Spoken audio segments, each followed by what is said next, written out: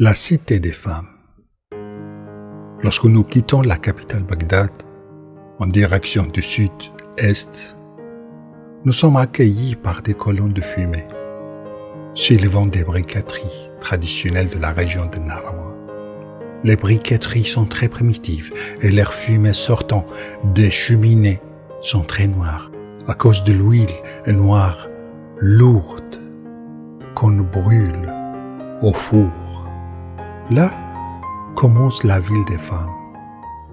Les femmes qui travaillent dans ces briqueteries, qui sont disséminées à la périphérie des villes, ne remplissent pas les conditions de travail de santé et les exigences d'un environnement propre. Les fumées noires qui montent dans le ciel irakien depuis ces briqueteries nuisent quotidiennement à l'environnement et bien sûr aux travailleuses qui y travaillent.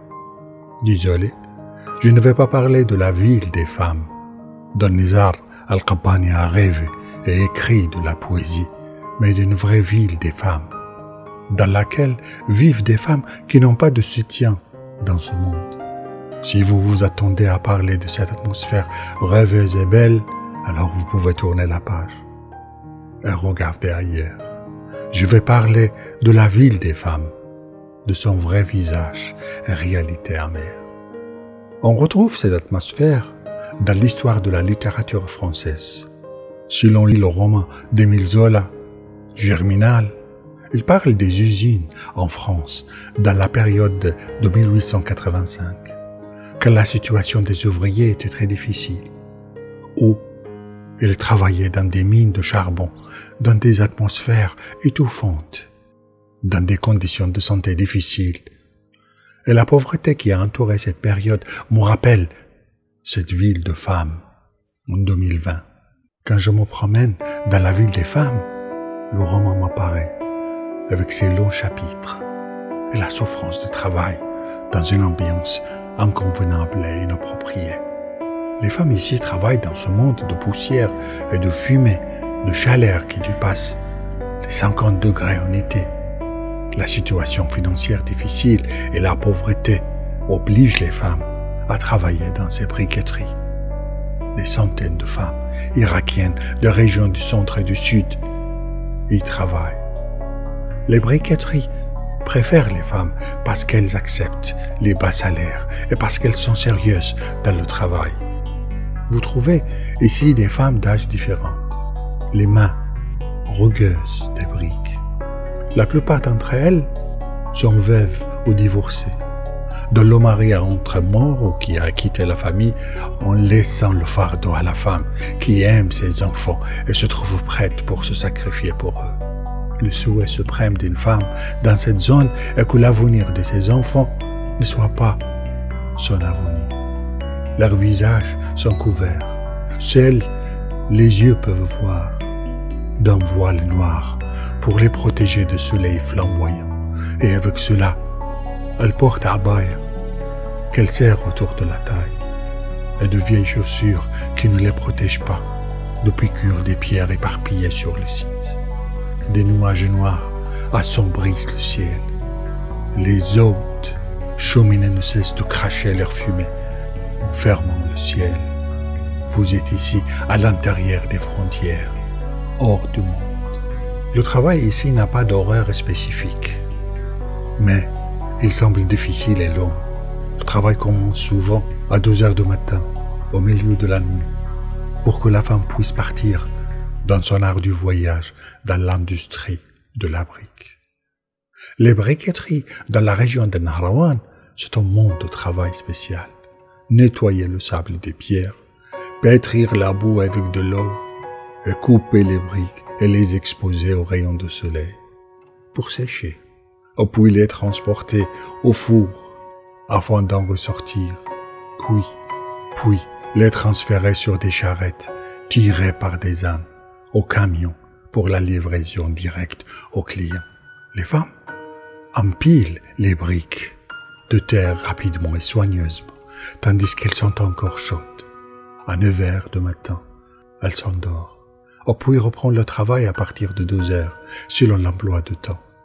Pendant ces quelques heures, la femme fait la cuisine pour les enfants dans des maisons, en terre, battues, sous des toits faits de troncs et de feuilles de palmiers. Il n'y a pas d'autre option. Elle doit aider et soutenir ses enfants. Et ses enfants travaillent avec elle dans les briqueteries pour les garder sous les yeux.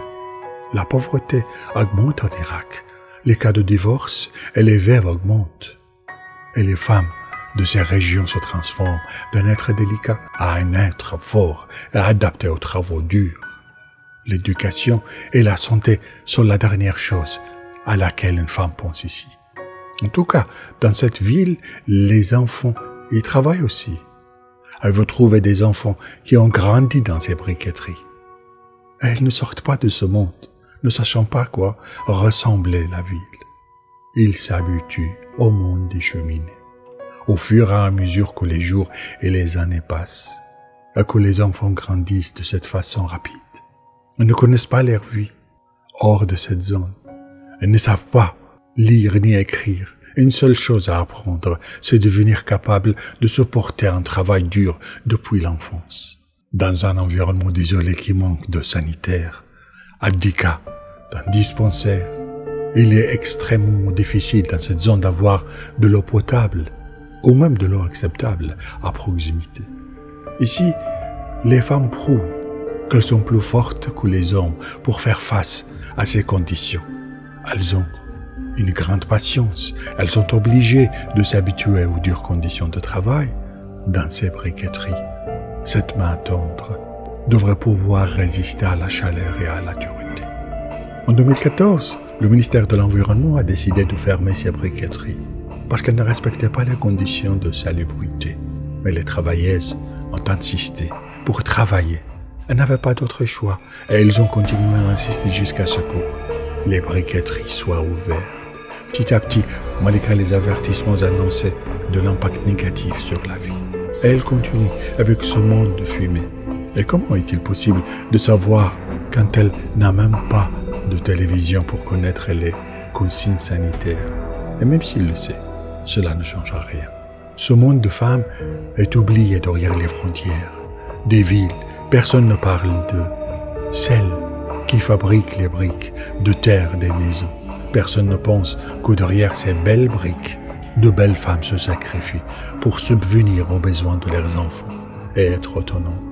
Lorsque nous traversons le quartier oublié de Nahrawan, nous fermons les vitres des voitures et ouvrons la climatisation afin de passer cette atmosphère suffocante. Mais elles vivent ici et passent leur vie ici, elles et leurs enfants, loin de la ville et de sa vie agitée, dans un monde caché et oublié. Nous ne le sentons pas. C'est à l'extérieur des frontières de la ville et au-delà de ses limites. Descendons les vitres de nos voitures climatisées. Nous venons de quitter la cité des femmes. Bonne soirée.